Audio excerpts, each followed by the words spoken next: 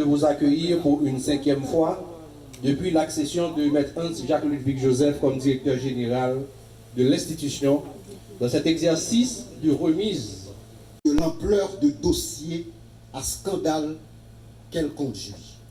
Cette institution qui détient cette noble charge de moraliser l'administration publique et la vie publique en général, de protéger les biens publics et collectifs, répondra à ce rendez-vous de l'histoire.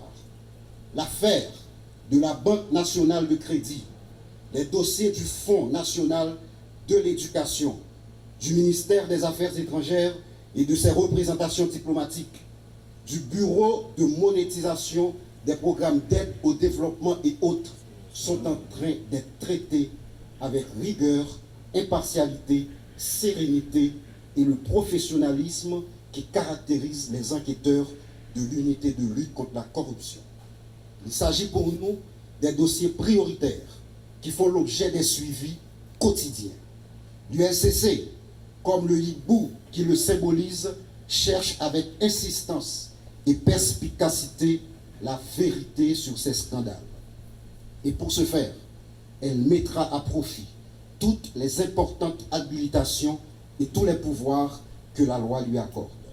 Par ailleurs, nous continuons de mettre devant leurs responsabilités un ensemble d'agents publics, des diplomates haïtiens qui, en dépit de la sommation de l'UNCC l'année dernière, ont décidé délibérément de violer la loi en refusant sciemment d'effectuer leur déclaration de patrimoine.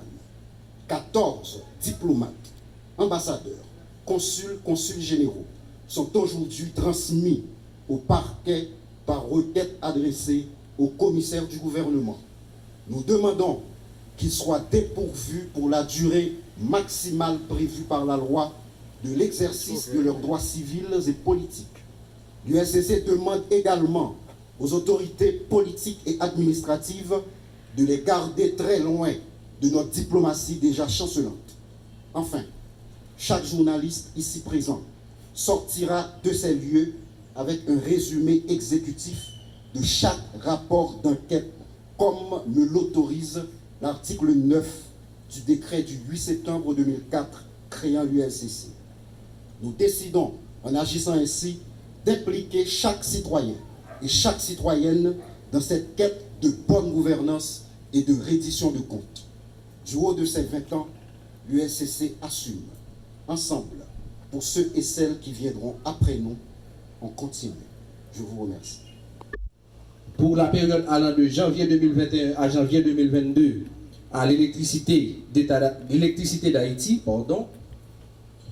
rapport d'enquête sur le patrimoine de l'ex-ministre de la Planification et de la Coopération externe, Aviol-Fleuran, rapport d'enquête sur les suspicions d'enrichissement illicite reprochées à Mme Marianta Méronet, responsable du centre de réception de livraison de documents d'identité CRLDI de Pétionville, de la direction de l'immigration et de l'émigration, rapport d'enquête sur le décaissement de plus de 22 millions de gourdes par l'Office national d'assurance vieillesse à la demande de l'ancien ministre des Affaires sociales et du Travail, M.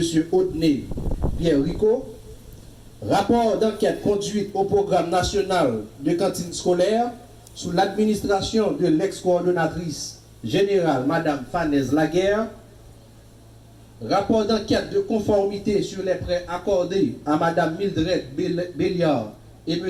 Jacques Lauture par l'Office national d'assurance vieillesse, et rapport d'enquête relatif au détournement du carburant au sein du service national de gestion des résidus solides. S'agissant de l'ensemble des diplomates, c'est d'abord Gilles Stéphane, consul au consulat général d'Haïti à Miami.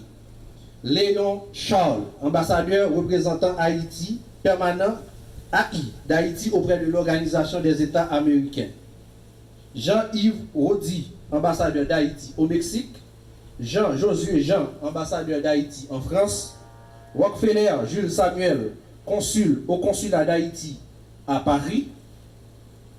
Bataille Franz, ambassadeur d'Haïti en Allemagne. Benoît Leslie, ambassadeur d'Haïti au Vietnam. Lamur Régine, ambassadeur d'Haïti à Cuba. François Wedlin, ambassadeur d'Haïti au Chili. François Guerrier, consul au consulat d'Haïti à Darabong.